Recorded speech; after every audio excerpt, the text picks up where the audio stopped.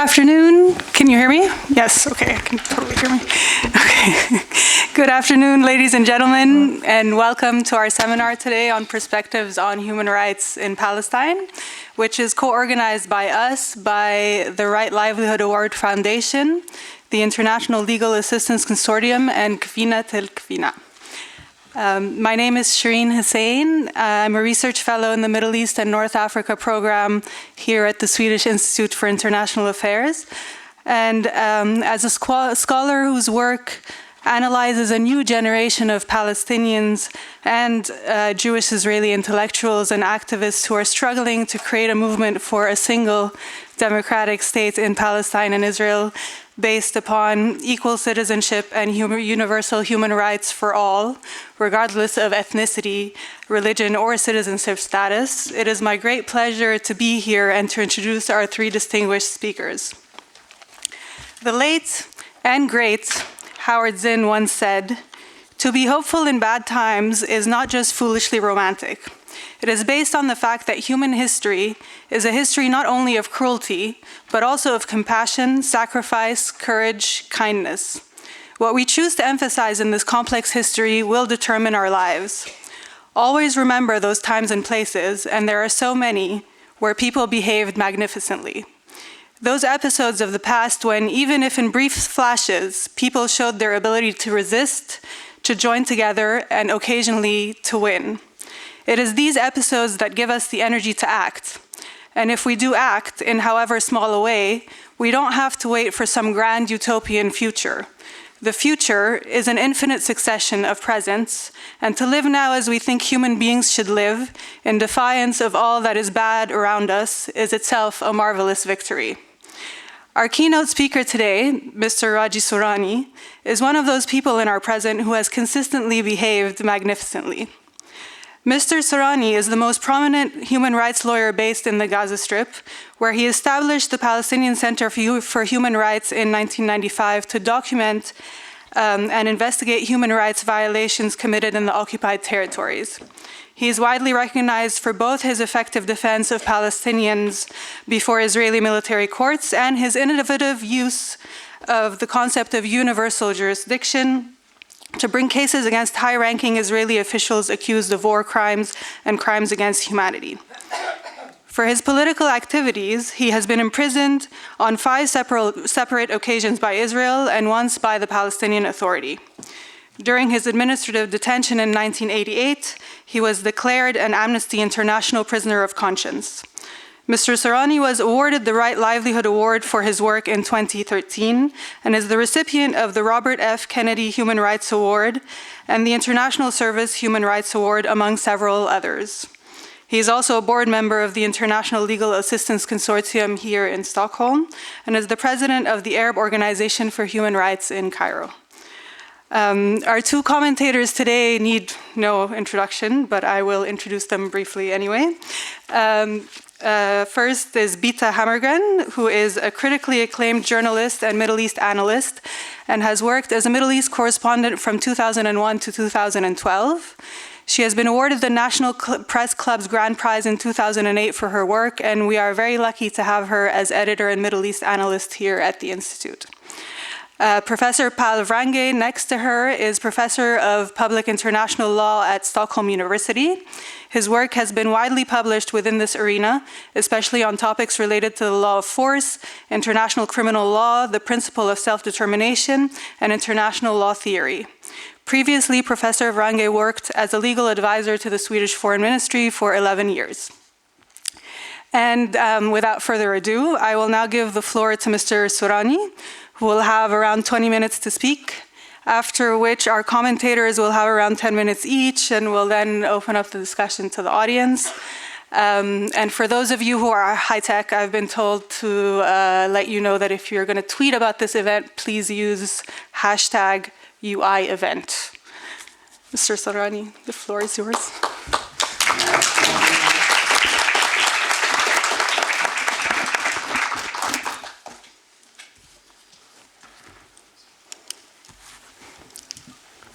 Next year, it will coincide 50 years of the Israeli criminal belligerent occupation.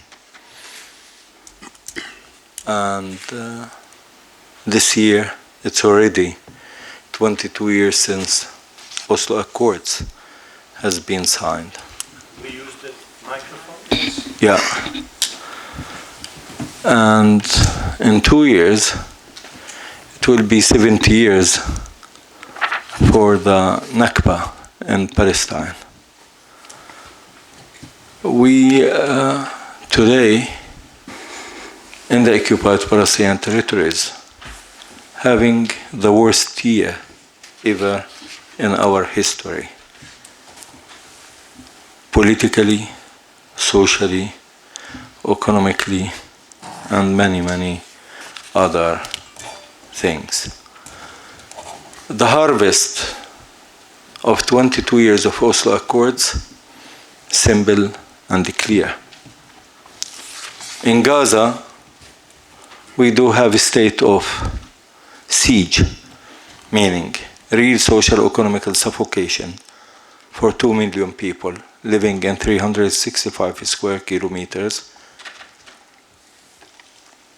No movement in or out, and in unprecedented way that applies on individuals and goods. And that resulted situation where 65% unpaid or unemployed, 90% under poverty line, and 85% depends on UNRWA rations and World Food Program and other charities. In simple way, Gaza tend to be like animal farm. International community dumping to it some food and medicine. Are we so? We have one of the highest percent of university graduates on earth. No illiteracy, almost. A very skilled working class, highly motivated people to work. We have very strong business community. And we have one of the most skilled working class in the area. Israel insists they want to send us to the Middle Ages. And this was repeated once and again. We are talking about the biggest man-made disaster in the 21st century. The ICRC, as a guardian of the Geneva Convention, speak in a clear-cut way that the siege, illegal, inhuman, consists of collective punishment. It should be abolished completely, and it should be abolished immediately. It's crime of war, it's persecution, and crime against humanity. Israel didn't satisfy with that, and they added more. They added more to that, 3 major offenses in 6 years. In the eye of the storm, during these 3 offenses, were civilians and civilian targets. Big shame for the, what Israel call it, the most moral army on earth. Batish family, 27 members, erased completely. Daya family, 22 members, erased completely. Bakir family, 5 children, just playing football on the beach. And they were hit with drones, 4 of them killed in front of tens of international journalists who were away almost 40 to 50 meters away from them. Najjar family, 29 members, erased. So 81 families in Gaza, we know them in person. We know them as human beings. Don't exist anymore. For no reason whatsoever. And no one ever can justify such crimes. Shujaiya area, 9th century old. It's one of the oldest places in Gaza. Beit Hanun, and Zanna erased completely after hundreds and hundreds of 1-2 ton bombs were dropped on the heads of the civilian population. 51 days, no safe haven in Gaza. No family thought next day will come, he or she would be alive. That was the collective psychology, including myself during 51 days of this war. Hannibal doctrine was practiced. Dahya doctrine was practiced on civilians.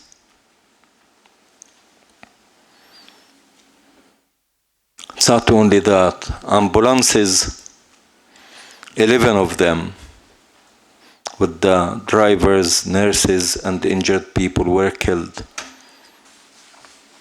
Operation theaters were killed.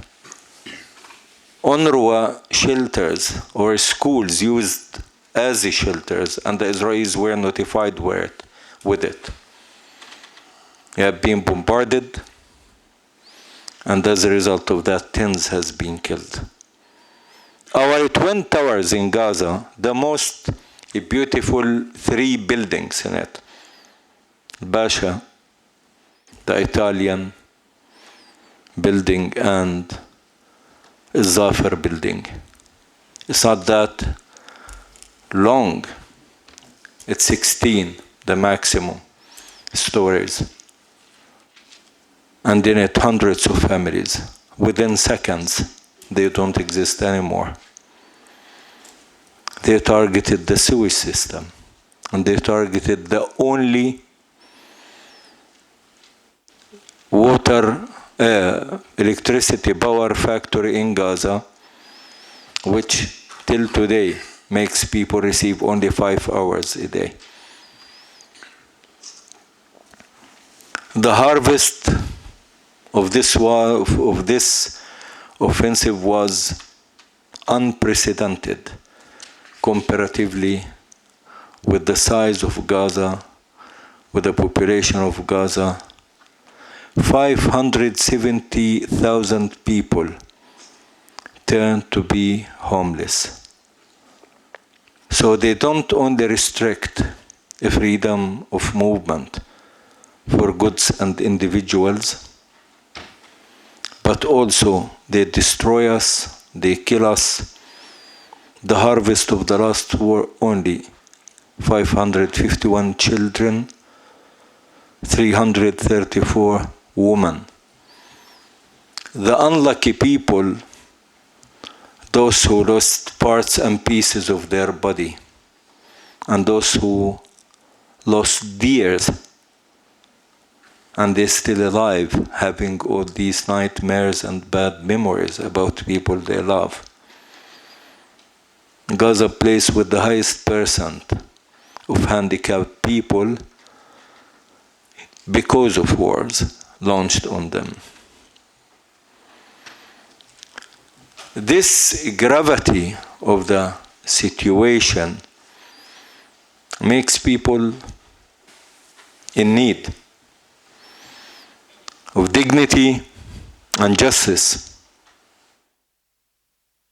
When we resorted to the Israeli legal system, justice denied, genuinely denied. Over the course of years, the Israeli legal system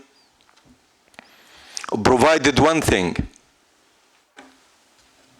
legal cover for organized, systematic war crimes practiced by the Israeli state and the Israeli army and the Israeli leaders. And when we tried to resort to international justice, Europe jumped promptly, immediately, in London, in Madrid, Geneva, to fix the laws. Public apologies, because their courts decided to arrest, investigate according to the country's courts and laws, some of the Israeli leaders, and they promised to change the laws, and within months, laws were changed. More legal political immunity provided for war criminals. Wanted to go to ICC, and this is not a Palestinian invention. It's the creme de la creme of human experience. Palestinian Authority, PLO, were pressured till bones, threats all over. You have no right to go and join. We, the Palestinians, are the ones who are genetically terrorists, according to the Israeli version. Why Israel, out of the blue, worried and scared till death with its friends, allies from rule of law, from the ICC? They should be happy to bring Palestinians to that. But they know who is the criminal. They know who do war crimes and crimes against humanity. Maybe Gazans deserve that because of Hamas and other reasons. Maybe we deserve it. Now, we have a fantastic president. He's a friend of Israel, friend of Europe, friend of US, supported all the way along. At the time this is happening in Gaza, what's happening in the West Bank? In Jerusalem, in simply clear words, we have ethnic cleansing policy for Palestinians, Christians, Muslims, and all that happening through administrative, legal, and practical procedures taken by the army and the Israeli government. Jerusalem enclaved with a chain of settlements and annexation apartheid wall, suffocated, disconnected from the rest of the West Bank, living in it rather mission impossible. West Bank, everyday settlements expanding. Vertically, horizontally, new settlements are built. It's connected with bypass roads, with the center of Israel. The annexation apartheid wall almost finished and making almost more than 400,000 Palestinians losing touch with their land and houses on the other side of the wall. Almost 500 checkpoints all over the West Bank, disconnecting villages, camps, and cities from each other, making movement between them rather mission impossible. Every day, incursions of the Israeli army to cities, villages, and the camps, arresting many. It's the only place on earth we are having around 45 council members, elected council members in the prisons, all of them in administrative detention, meaning detention with no trial, with no charges, with no evidence, and this can go up to 10 years. Leaders like Barghouti, Saadat are in prison for indefinite periods. Torture is legal. Maltreatment is the day-to-day practice. All in all, we are talking about two laws applying in the West Bank, one on the Israeli settlements and settlers and roads, and one on the Palestinian. we are talking about a new brand of apartheid, in brief, unprecedented, because our colleagues in South Africa say, we knew the apartheid, we lived it. But this is more brutal and more bloody.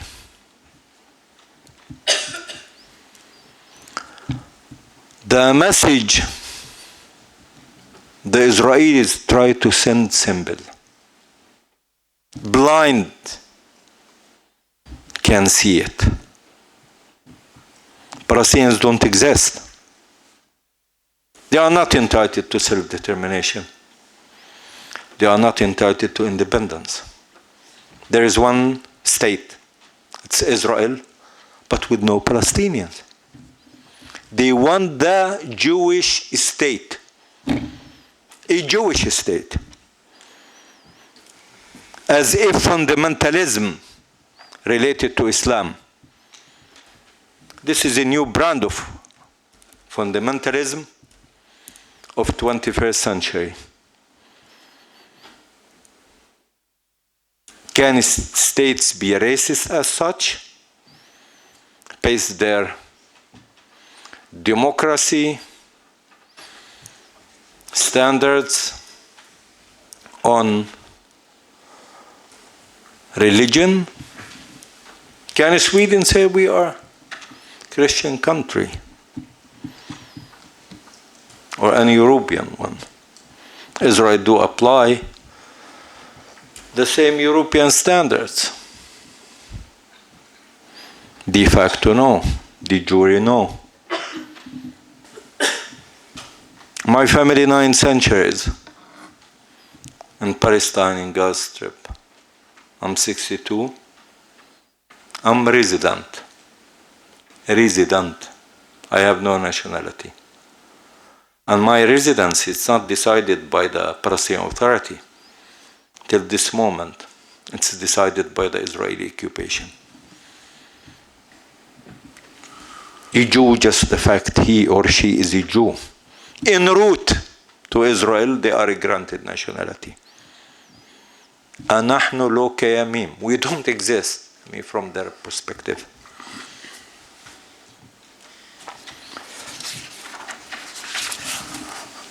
After all these years, nobody anymore talking about occupation. No anymore any talking about self-determination or independence, or the Palestinian state, or the right of return of Palestinian refugees. And when we speak about law, international law, and human rights, we can understand fully, and we agree, Israel ugly. But we have to compromise. Rule of law, democracy, and the human rights because of peace and security. As if peace and security against rule of law, democracy, and the human rights. It's vice versa. If you want really to have peace and security, you have to respect rule of law, democracy, and the human rights. When we ignored that, when we closed our eyes, this is the harvest. Siege on Gaza, ethnic cleansing in Jerusalem, and the new brand of apartheid in the West Bank.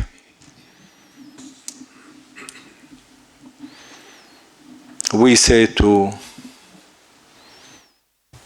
Europe, especially Europe, because US, it's insane. You have standards. You have ethics.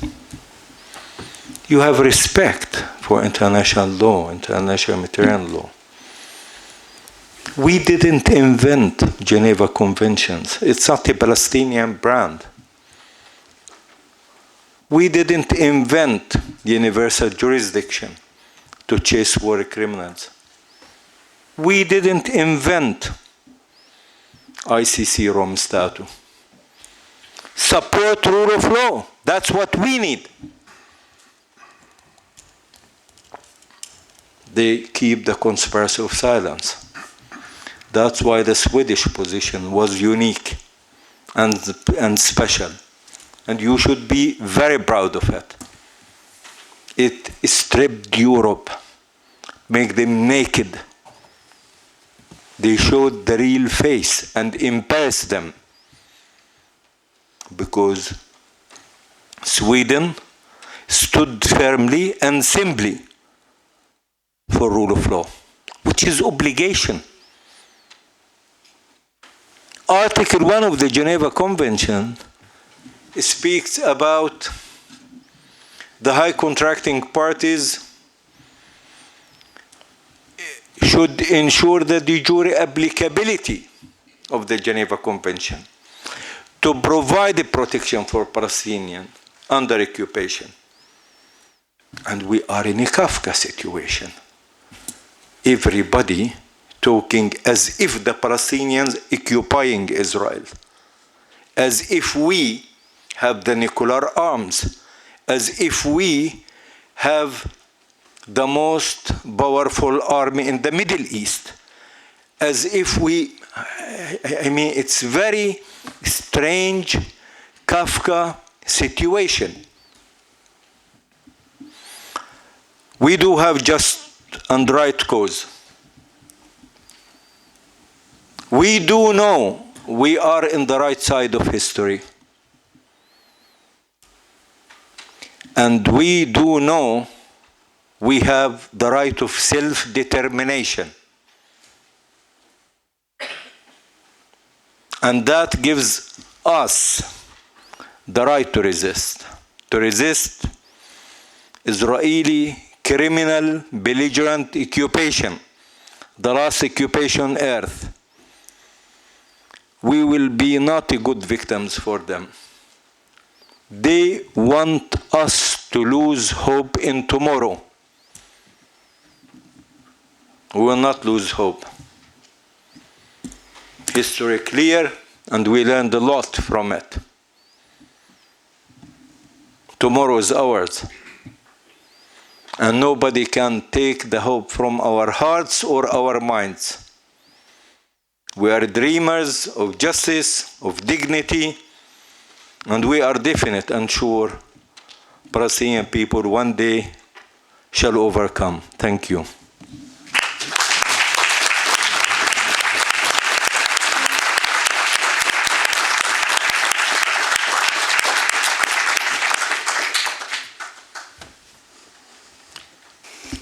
Okay, thank you so much, Raji. Raji is a person that I've known for several years, and listening to you, it brings me back many memories, especially of the last visit to Gaza that I made together with the Right Livelihood Award and ILAC, and some of the families who were practically wiped out. I met some of those survivors. I will tell you more about those later. But let me also go back to my own perspective as a journalist. I visited Palestine and Israel in the days when the occupation was still in its teens in 1980. So my perspective goes back to some 35, 36 years. And in those days, there was no such thing as Hamas. There was no such thing as Islamic Jihad in Gaza. Nobody ever talked about Salafi movement. The PLO, the secular movement, was really strong in Gaza in those days, and the Israeli occupation authorities cracked down on them heavily. But I do remember in the beginning of the 80s, there was more freedom of movement, a different life, also under occupation. And I can corroborate to what Raji is saying, that things have gotten so much worse from the individual and humanitarian point of view. Now, having said that, this is an asymmetrical conflict, but Israel has been creating those rubbles and wiped out entire families. But also one has to acknowledge that Hamas is, by its rockets sent randomly, also committing war crimes. It's also based in the Goldstone report. And it's therefore interesting to try to analyze how it comes that Ismail Haniyeh, the head of Hamas political movement and the former prime minister, when we visited him together with Raji in 2014, just after the last war, and I asked him whether he wanted Palestine to join the International Criminal Court. And then he answered in English. This was the only actually question he answered in English. He said, yes, absolutely, without reservations. And it would be interesting to hear from you, your perspective later, Raji, how you analyze this. Because one would expect, given the Goldstone reports and others, that they would also be prosecuted. If I go back to some of the individual stories that I'd like to just highlight, let me just talk about one woman living on a farming settlement or a community north of Gaza on the Israeli side, an Israeli Jew. She's active in a movement called The Other Voice, Roni Keidar. She's an activist for peace, and she's been living under the rockets from Hamas and under the Israeli counter missiles and under the this dome defense. She is saying that she wants to end the siege of Gaza, and she tries to facilitate the dialogue between Israeli border communities and Palestinians. Her house was hit by a rocket. One of her workers was killed. She suffers, but she knows that her suffering is nothing in comparison to what Gazans have been through. And I think we really have a problem here with this ongoing impunity year after year, because this also strengthens the hardline movements, it strengthens the Islamist movements in the area. This lack of accountability. Of course, it's not only about Palestine. A few days ago, we had the leader of the Crimean Tatars, Mr. Mustafa Dzhemilev, speaking here about Russian aggression, Russian annexation of Crimea, and he was saying that he is collecting evidence to hold against Russia in an international court, and he wants international law to be applied.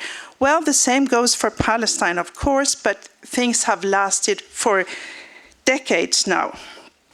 If I go back to some of the cases that you mentioned, Raji, some of the individuals that we did meet, let me quote what those survivors said. This was in October 2014. There was Mr. Jalal Al-Hilouf, 59 years old. He was a surviving grandfather, and he was left with a toddler, 1.5 years old. The boy's mother, father, siblings were all killed in the Israeli ground offensive. 11 civilians were killed in the same house. Bodies were left under the rubble for 8 days. No one could rescue them. We also went to see Majdi Wahdan, a man who was standing over the rubble of what used to be his grandfather's 3-story building. Now it was all rubbles. And he said, let me quote, "Under these rubbles, I lost my grandfather, my grandmother, my mother, 2 brothers, and a niece. A film on YouTube," he said, "shows how the Israeli military blows up the house. Within 5 minutes, it was gone, with children, women, and elderly inside. It took 9 days until I could go back to see what used to be my grandfather's house. We found parts of bodies, a leg with a shoe, a ring with a finger, but no entire bodies." There was also Abdel Karim Balata from Jabalia refugee camp. He lost 11 members of his family, and he also lost his house that he had struggled to build after years of hard work. He saw his loved ones torn to pieces under bombardment and shrapnel. And his story goes, "My wife panicked under the bombardment. I tried to rescue my nephew, 7 years old. His intestines were floating out from his body, but he was still breathing. As I tried to get out of our house to the street, I stumbled on something.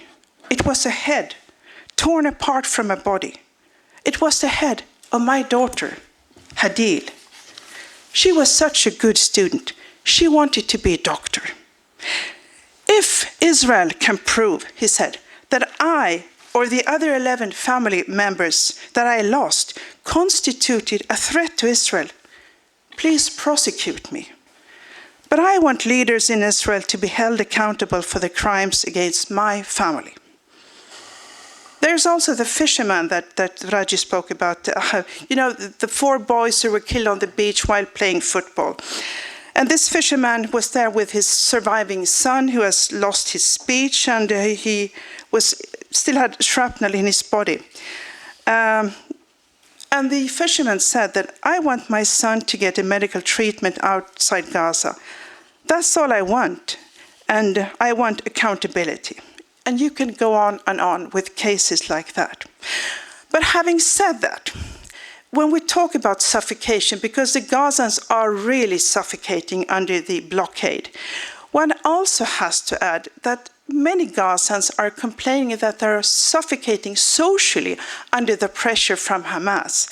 And I spoke to a young woman in Gaza that I know who asked me to tell this audience, when it comes to gender harassments and violations of women's rights and freedoms in Gaza during the last periods under Hamas control, we have witnessed major violations in terms of gender separation in workplaces, discrimination based on women who don't want to put on the headscarf. Women groups and professionals in the field of international cooperation and community development face the biggest share of harassment. This woman tells stories of how she was stopped on Hamas on the border on Erez, passing on from there to the West Bank. She was not only interrogated by the Israeli border control, but also by the Hamas border control. And they want to know things like, what did you study? Why don't you work for so-and-so? Why do you work for an international agency?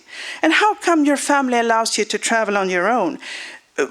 Whom did you meet there and there? And they asked her to open her laptop, but she completely denied that.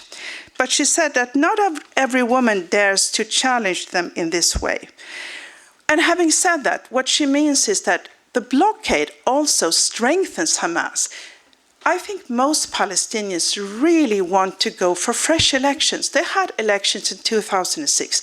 I was there, I was covering the elections, and I remember the election day as being probably the best day in Palestine that I ever saw. So well organized, no people in uniform inside the rooms with the ballot boxes. I spoke with the Hamas candidates and they said, you know, we don't expect to win this. If we get 30%, that's fine, that's what we expect. But accidentally, they won. Why? Because the Palestinians were fed up with the corruption of Fatah in those days. Now we have a leadership with President Abbas. His mandate is long overdue. Palestinians want to go for fresh elections. There is an agreement that they should do so. And I think it's so much needed to change the climate for the Palestinians. They're also complaining about the corruption under Hamas governments. And finally, a few words.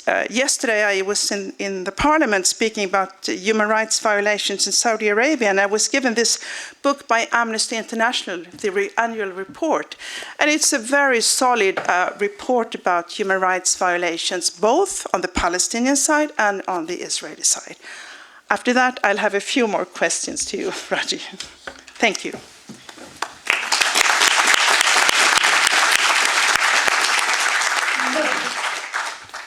Thank you very much.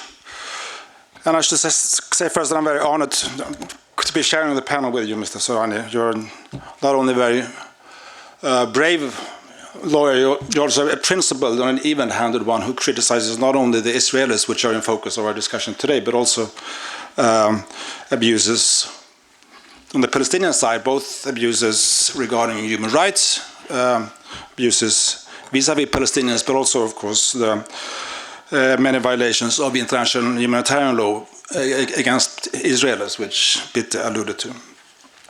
So I think the gist of your presentation was that you wanted to hold Europe to account for its own principles, that we should work towards full implementation of human rights, that we should respect human rights, and we should also enforce international criminal law and not make any exceptions or special procedures.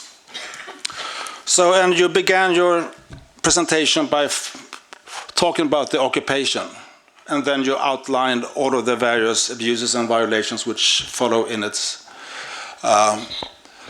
in the footsteps of the occupation. And I think that's exactly my own analysis, which of course is not based on your huge experience, but in my view, the occupation is the core of the problem, and well, the other problems follow from that. So the West Bank is legally occupied. That's completely or almost completely uncontroversial. Israeli authorities deny that, but it is a fact.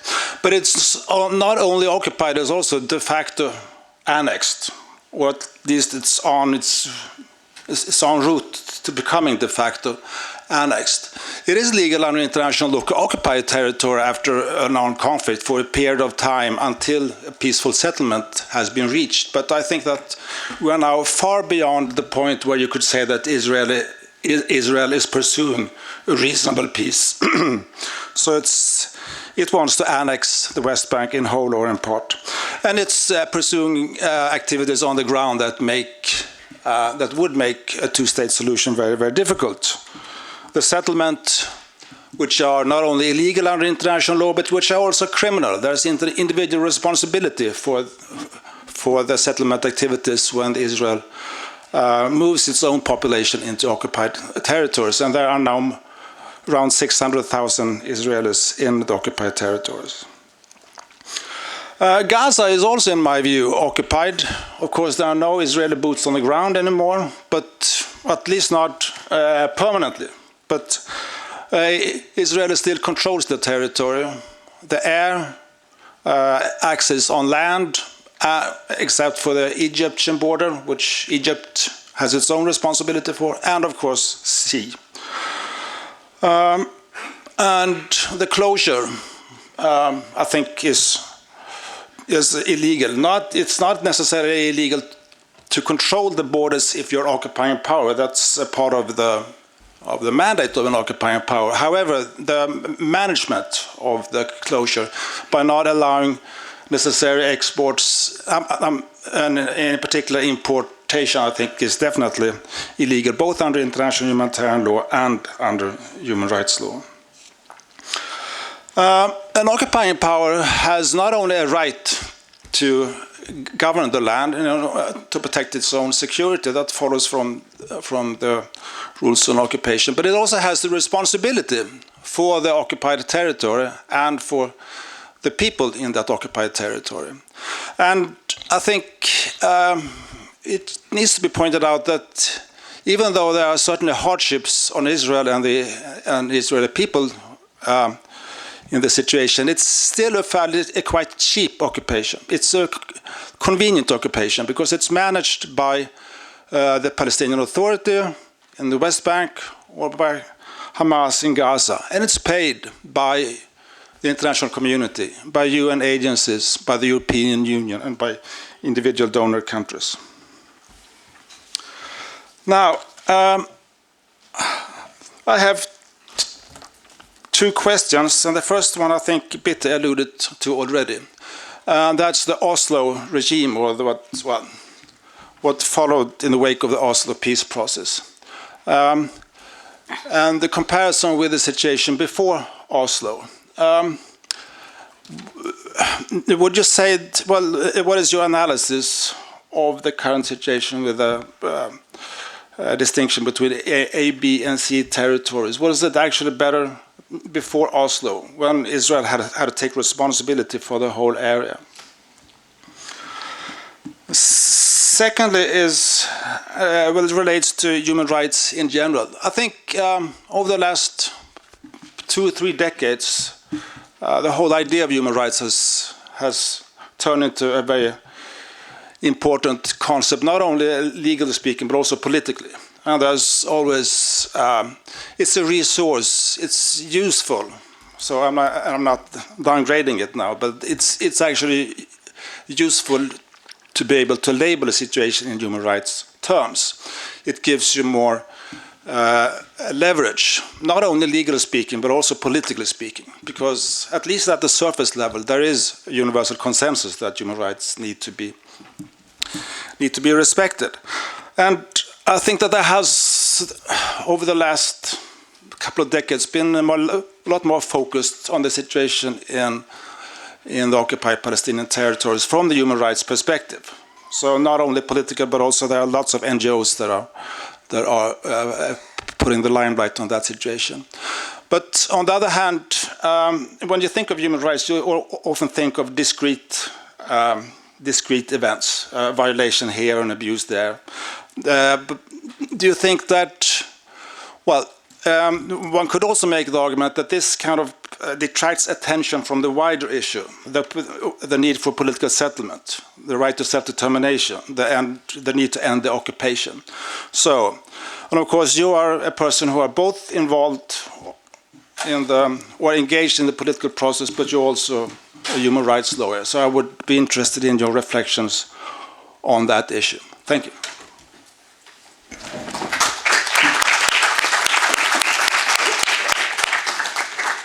Thank you so much to all our speakers. If I could also jump in and ask just 2 questions before we open it up.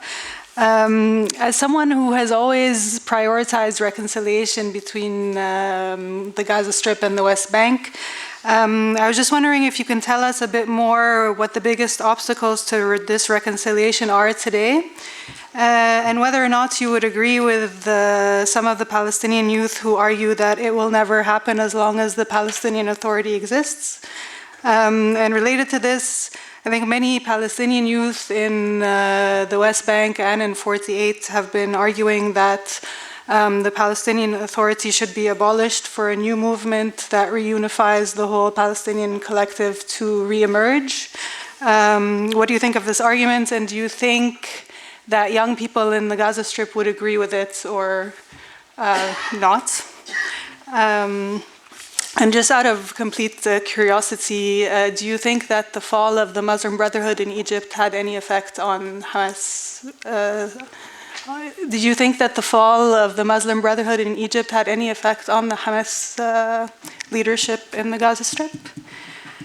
Thank you, and I think we'll give you maybe 10 minutes to answer and then open up the floor.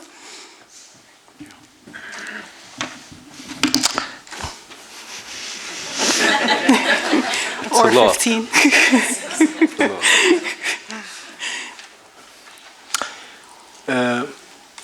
Whether the fall of the Muslim Brotherhood, really affected, I think Sisi is bad. He's a dictatorship. He's bad with his own people. It's a regime of suppression, oppression, clearly. And I think he was very bad with us in Gaza. For geopolitical reasons, for historical reasons, for many reasons, we refrain from publicly criticizing Egypt. It's not a joke, it's committing suicide. So that's why we don't talk about that. Muslim Brotherhoods were not really much better than Mubarak regime. Neither de facto or de jure vis-à-vis Palestine and Gaza. Maybe one little thing was different. President Morsi, gave a statement.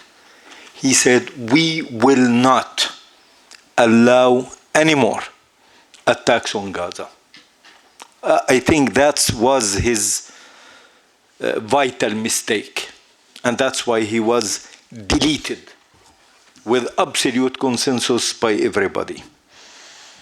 Because he said that sentence. I'm not a big fan of Muslim Brotherhoods. I'm not a big fan of religious groups. My background very secular.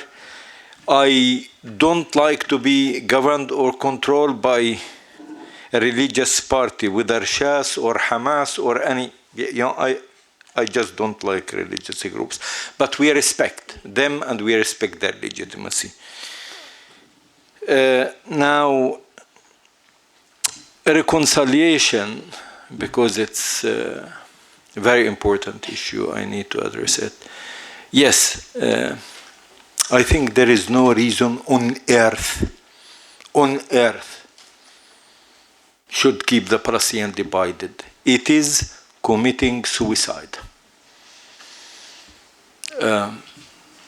it's first-class political suicide. I mean, Palestinians are doing, and I think they realize that, and they try to conclude reconciliation, serious reconciliation, in April 2014. And when they signed what's called Charter Agreement, that was very real. And Hamas almost unconditionally accepted all conditions were given by President Abbas. And they said, if you think of anything more, we will leave some space, you can add it later. So they have no problem whatsoever. After a few days, President Abbas went to Cairo because he in need of Cairo support. I mean, otherwise it doesn't work. And I think the real veto came from there, not only the Israelis. No Palestinian leader can act without Egyptian support, the Egypt support. And this wasn't, just because Sisi, thought so, but definitely the Israelis have say in that. Definitely the Americans have say on that. And after that, once and again, this file was in clinical death, having into consideration something that by the time this was signed, Hamas government resigned, and quote-unquote national unity government was supposed to be formed, and it's formed, and it should come to Gaza, but nothing practically happening in this regard.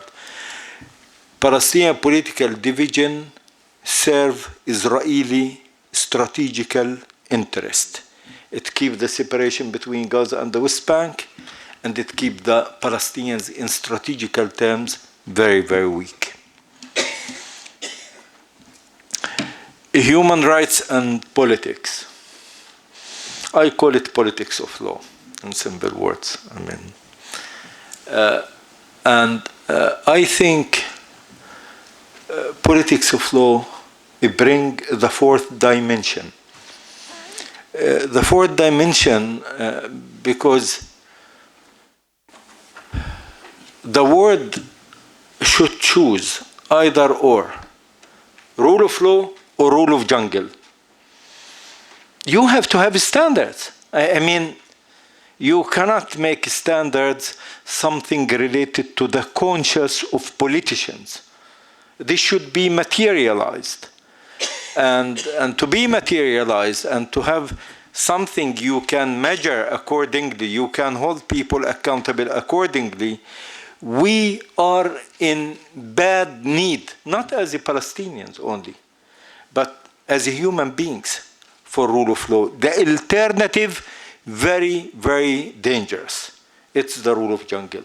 You cannot in one part of the world talk about rule of law and about human rights, and in other part you say, this is irrelevant, this is not important. Europe gave excellent example.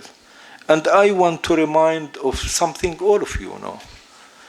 The World War II had happened. 85 million civilians has been killed.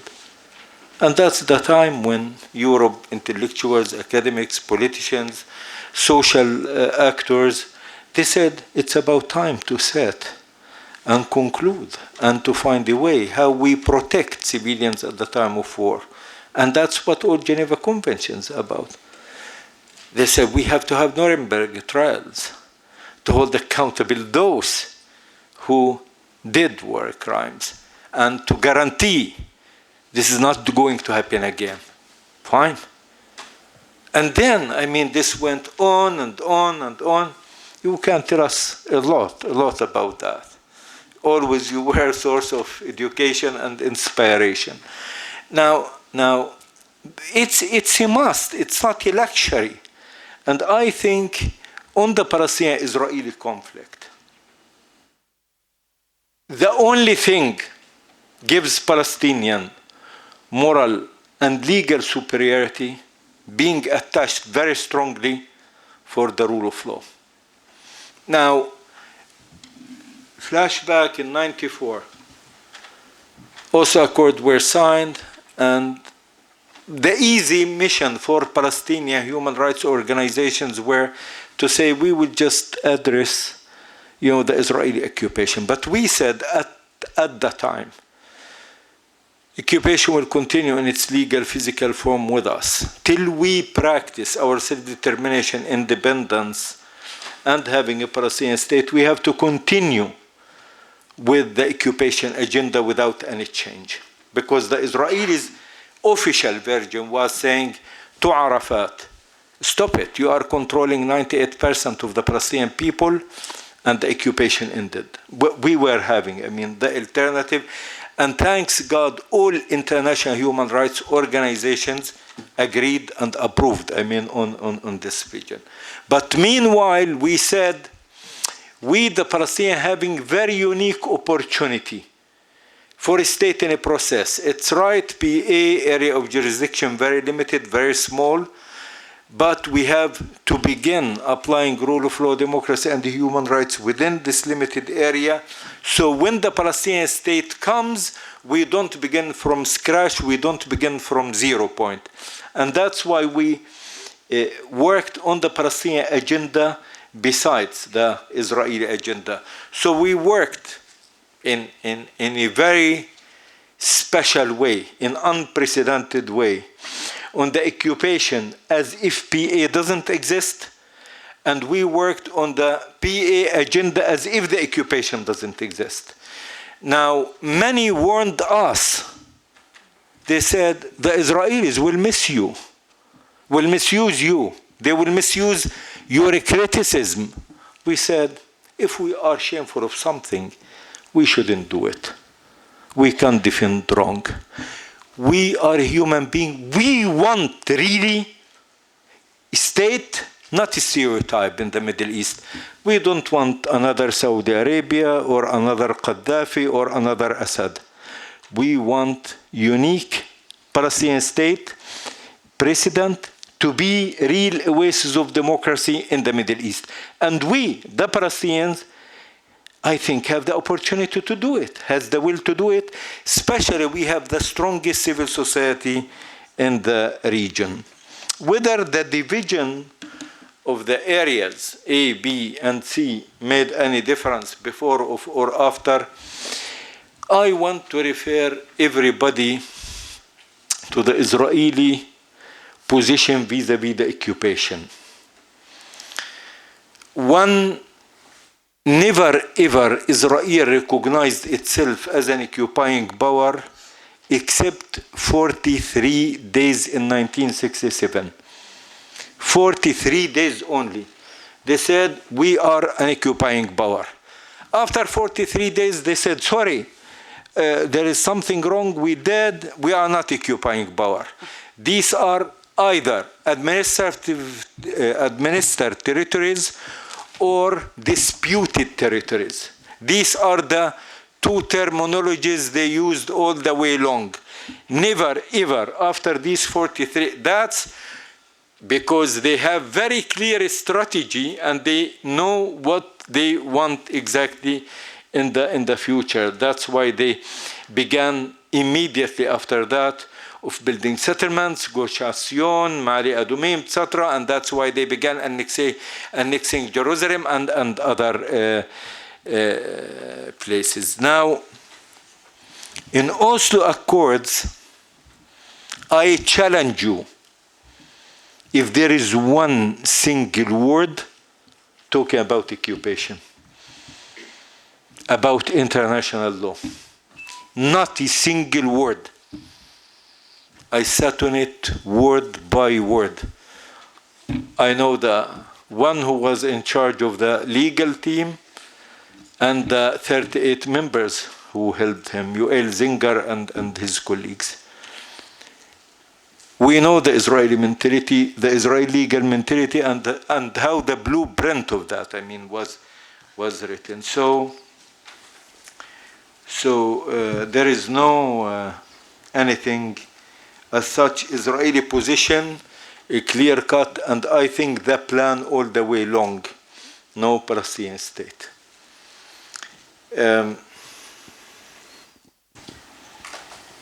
Ismail Haniyeh, ICC.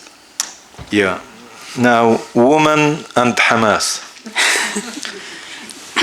Before.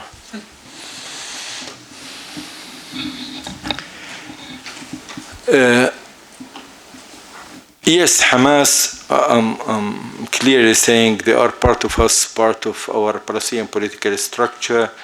They are not gangsters. They are a political party in the end of the day. They have this religious ideology. I hate it. I don't like it. And quite a lot of things I disagree with them, and we go and publicly, criticize that. My wife, long time ago, I think, in '88, she said, if I cannot protect my hair, I don't need free Palestine. So that's simple. Personal freedoms. For people. They towards women, yes, they have this separation policy, and we stood firmly against it. In the universities, in schools, but our Islam, in Palestine, very light sugar one. We are not militant, particular, etc. I remember first time I met with Khalid Mash'al, the chair of Hamas. I said to him, listen, I believe God's mind is so big and he thinking large. God is not stupid. He sent to this very small place, Palestine, 3 major religions. And if we don't have that deep philosophy of tolerance, deep practice of tolerance, we are lost. You cannot lead if you don't have big mind and big heart. You have to be the one who understands that more than anybody else. So if basic freedoms of women were not respected, it's you cannot ask for universal jurisdiction, global standards, what you are doing in your own place. Short-sighted policy based on tiny understanding for the religion. We criticize that, we oppose that. One day, they asked all women lawyers in the court to put the veil. And really, I was mad, on this. This is like too much. And we went publicly, criticized that, etc.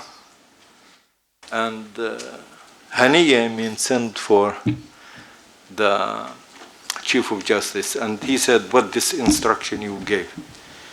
He said, yes, this is based on religion and Sharia and so on. He said to him, that's very stupid, because we have been criticized, and if they want to appear, by their own, without veil, that should be fine. He said, no, I'm insisting on that.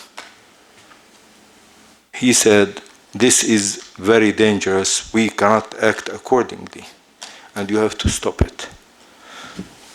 There is statements by PCHR, other women organizations have been published, and this should be abolished. Now, our work with these groups, part of the social fight, we have to do it. This is our battle. But I'm saying to you, when you have the siege, when you have the social economical suffocation, when you are having the bombing, when you are having this and you are having that, and you said, well, listen, I think the issue of hijab and the separation of people might, this derail the entire course. It's our country, and it's something we need to live, and we have to find the conditions how to live in it. And I think if we live in, quote unquote, sort of normal environment, I'm definite 90% of all these phenomena ultimately will be vanishing. Haniya and the ICC.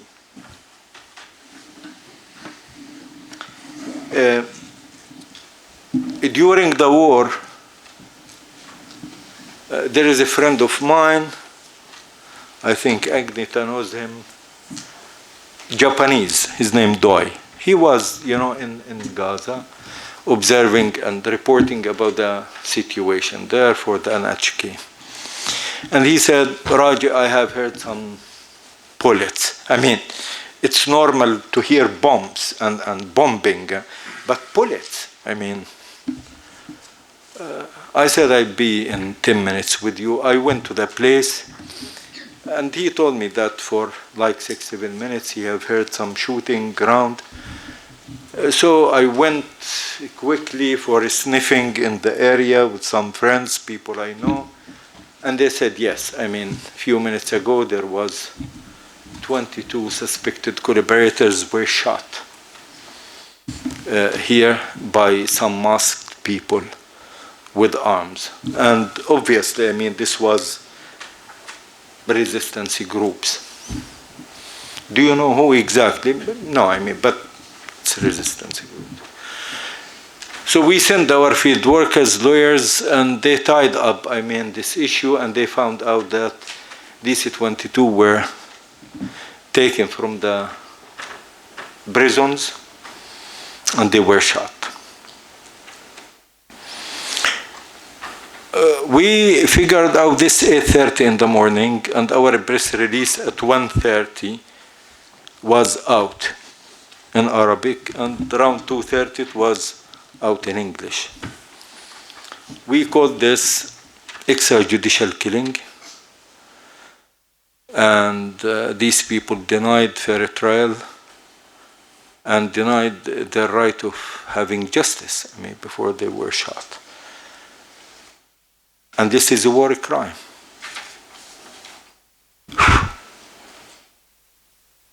Almost 11 threats from 11 different armed groups, I mean, came to us, but we didn't think of that twice, because we think this is our mission and omission. Nobody in Gaza digested this critique, I mean, on killing suspected collaborators when people were killed like mosquitoes, and they are the ones who are traitors to their people, to their homeland, to their cause, and so on.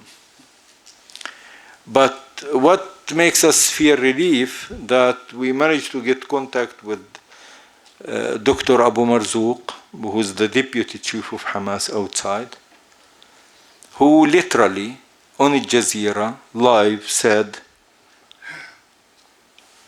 right, these people are traitors and they betrayed their cause and we have the right to hold them accountable, but what had happened wrong, and it's absolutely illegal, because they should be tried in a court of law and being provided with full guarantees of fair trial.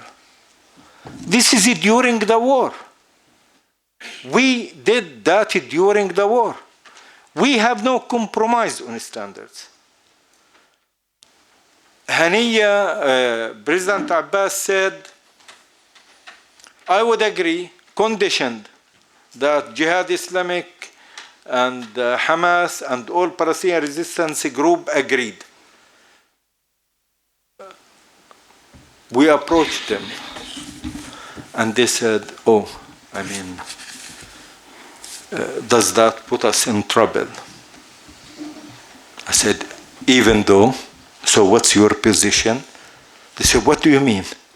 I said, yes, I mean, some of you can be in deep trouble. But what is the problem? If you do something wrong, you will be held accountable.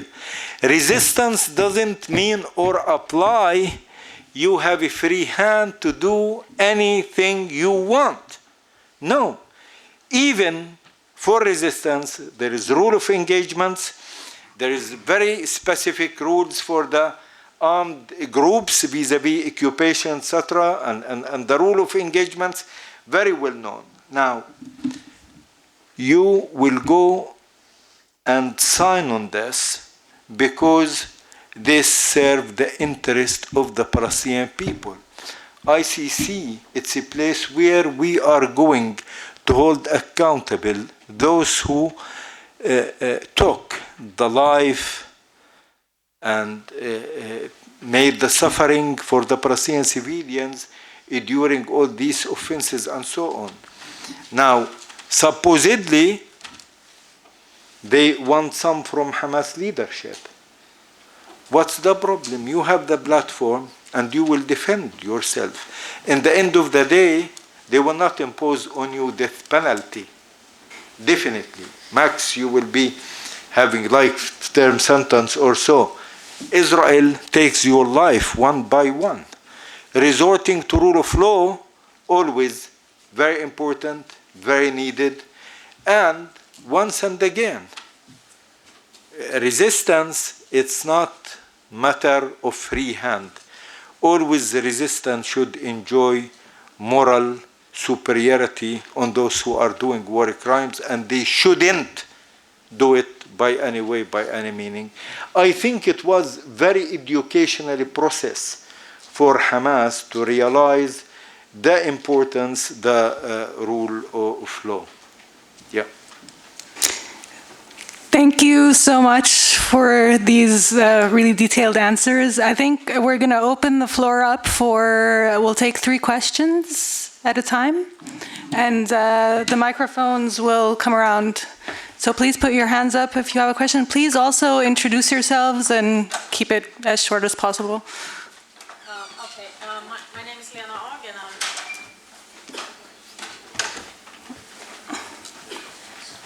Agen. My name is Lena Agen. I'm the Secretary General of Kvinna, one of the supporters of PSHR, of course. Mr. Sourani, you grabbed our hearts with your speech and the description of what is happening in Palestine and the situation now. And I can't help. You said tomorrow is ours. I do believe, and I hope so. But and you also said that the situation has never been so dire as it is today. So what is the strategies forward? I mean, haven't we kind of done everything? All the strategies have been used, universal jurisdiction, trying to go to, international commissions, whatever. What is the strategy forward also for civil society organizations like us? And I know we have partners both on the Israeli and Palestinian side who advocate for BDS, boycott, disinvestments and sanctions. Is that a way forward? Thanks.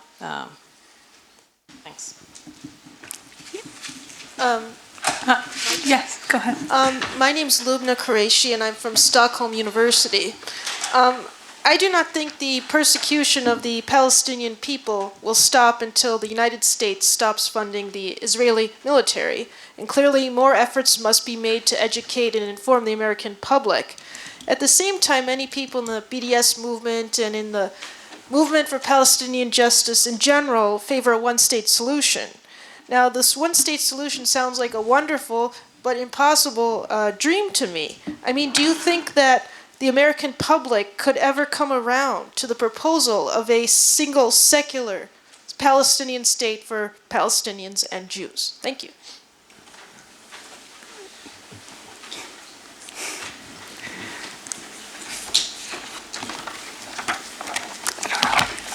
Should we take one more?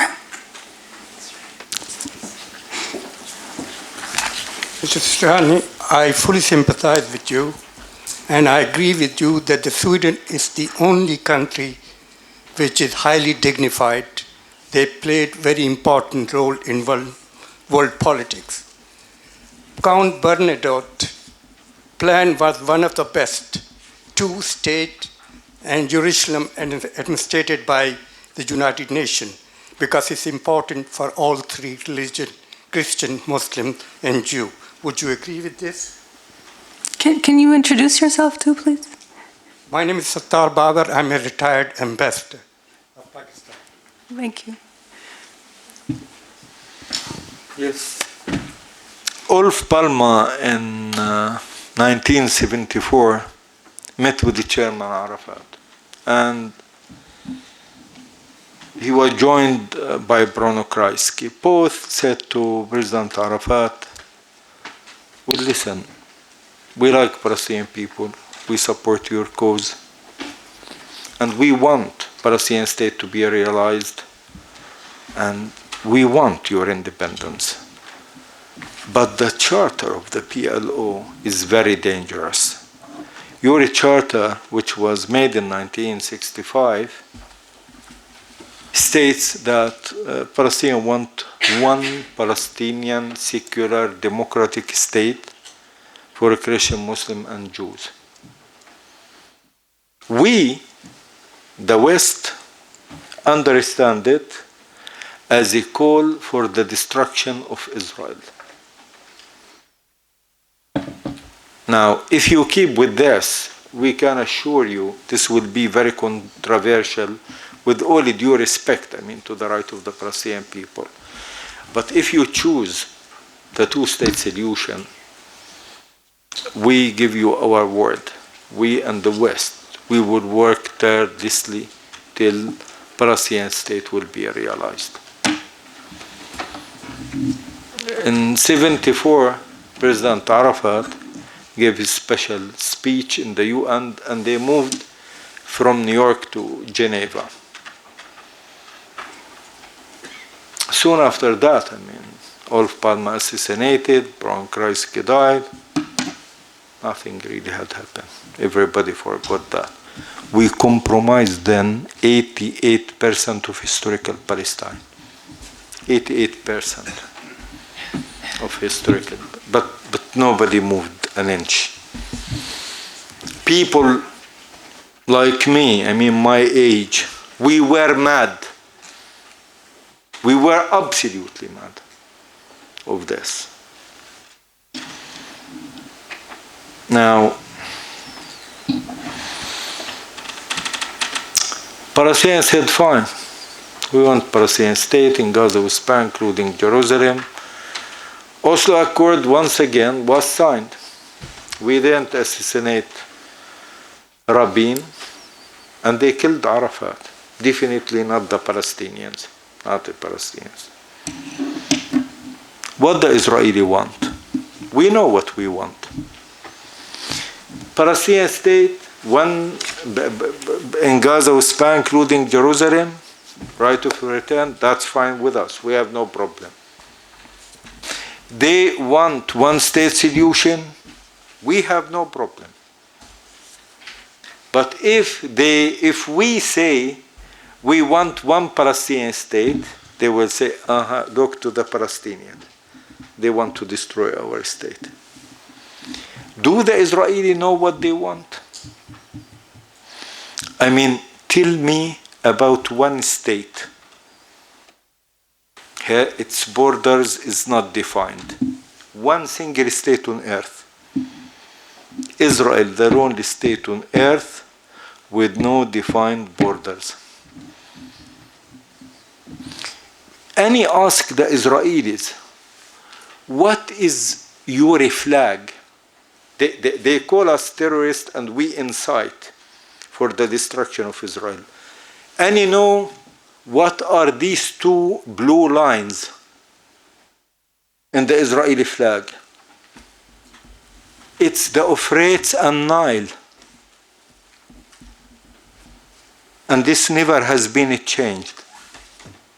Business as usual. The national anthem of the Likud, the political party of Israel.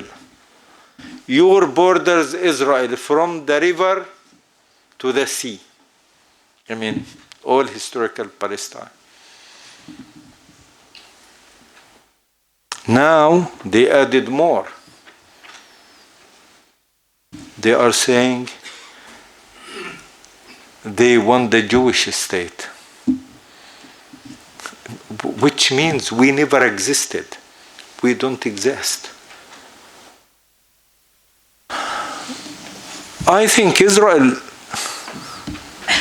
should be advised by its European friends, because occupation, it's like somebody who's standing on a quicksand. Every move they do, they sink. But the worst, it's the moral sinking. Israel doing war crimes and they don't feel it, because they know definitely they are going along with it. They have friends who are defending it, who's providing legal, political immunity, and they don't care. You know, when Europe said to Israel, well, listen, we would label the products of the settlements and say these are produced in the Israeli settlements in the West Bank. But which for me, as a lawyer, it's like somebody take stolen product and he legitimately put it in the market, and he said, you, the public, should know this is stolen, but if you buy it, you can buy it. It's up to you. What is this? How we reach? Even when Europe did that, which is shame, Israel said, you, Europe, out of the peace process. You are not partner anymore.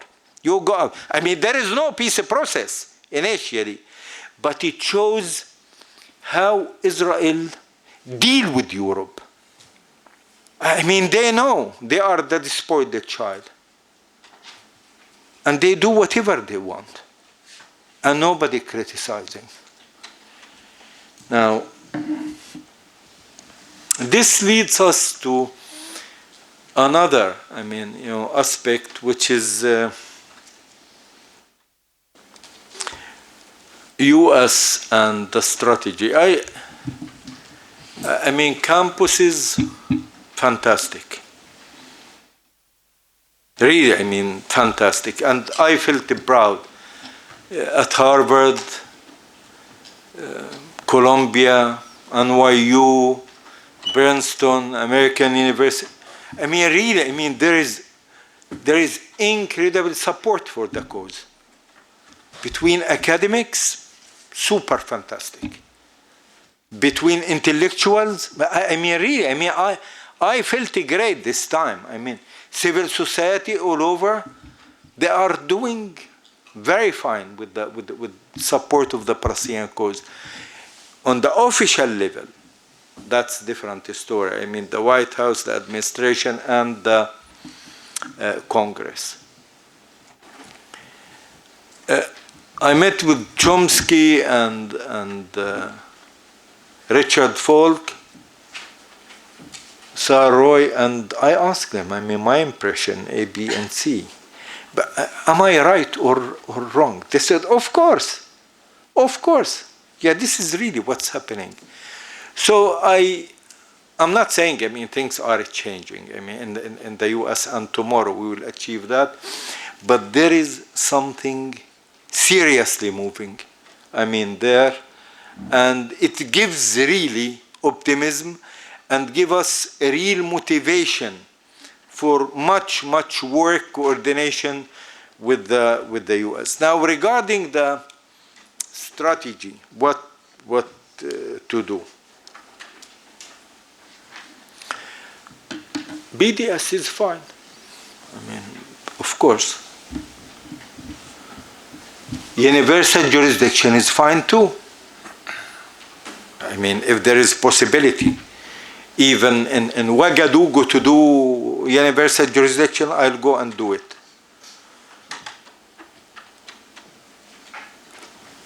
Of course, ICC is very, very important strategy. But there is something, tangible, clear, very, very effective and legal. We are talking about the association agreement with Israel, Article 2. The association agreement, Europe gives privileges. It's not a right for any state. We give you this privilege.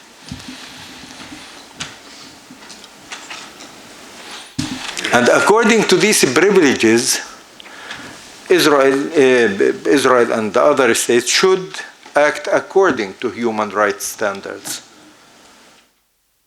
Israel exports more than 60% of its trade to Europe. More than 60%.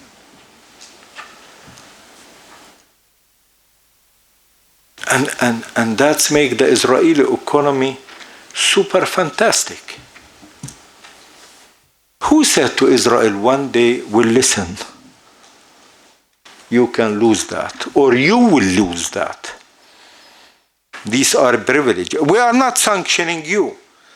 We are giving you privileges, and we want to take it. You are not respecting international law. You are not respecting Geneva Convention. And this is not what Sweden or France saying. This is the consensus of all international human rights organizations. This is the consensus of all Israeli human rights organizations. And this is the consensus of all UN bodies.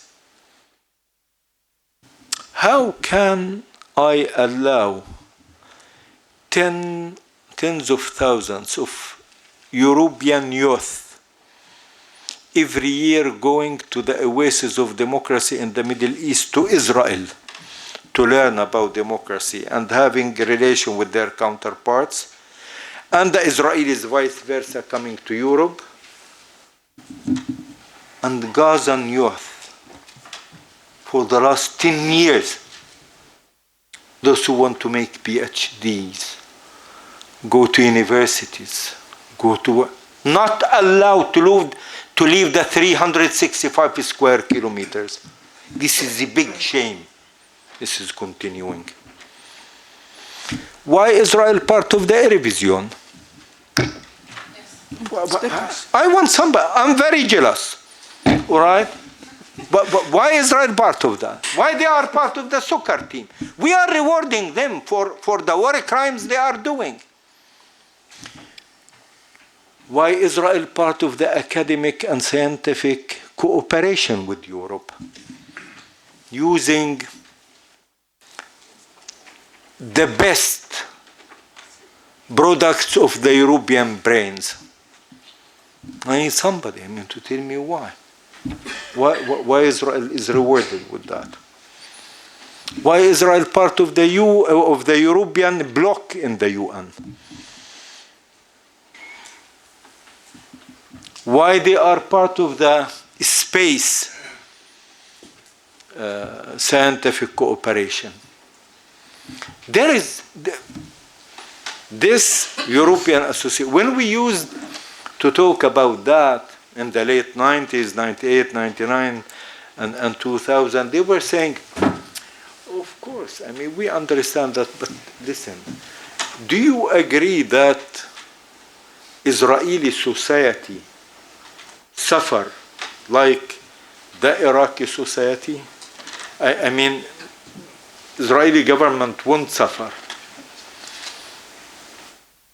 But it's legitimate and right that we under the siege, the blockade in Gaza, the people who entitled for a protection to be punished, to be held accountable by criminal occupation, and the whole world just do the conspiracy of silence. Why is that happening? I cannot go back to my home.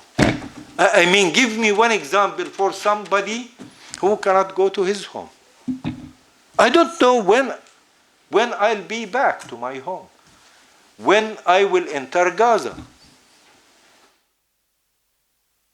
I love Sweden, the people, the food, the music, the culture, the theater, and I want to go back. I'm happy here for 1 week, 10 days. But we want to go back. And he cannot decide when to go back home. So regarding strategy, there is quite a lot to do. As I said, I mean, BDS, UJ, ICC, the association agreement, and all that is right. And it's absolutely legitimate. We, the Palestinian people, nobody should forget. We cannot be good victims. We are entitled for the right of self-determination.